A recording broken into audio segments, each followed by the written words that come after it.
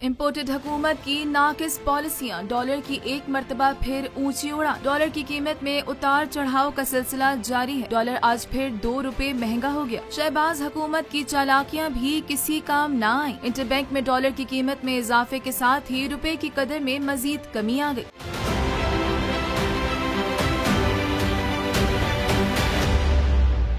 Interbank में dollar मजीद 2 रुपए महंगा होकर 223 रुपए 42 पैसे पर बंद हुआ। रवा हफ्ते के दौरान इंटरबैंक में डॉलर 4 रुपए 44 पैसे महंगा हुआ। दूसरी जानिब ओपन मार्केट में डॉलर 1 रुपए महंगा होकर 224 रुपए का हो गया। गुज़िश्ता रोज भी इंटरबैंक में डॉलर की कदर में 1 रुपए 56 पैसे का इजाफा हुआ था और रवा हफ्ते कारोबार के पहले रोज भी डॉलर की कीमत में 88 पैसे का इजाफा रिकॉर्ड किया गया था।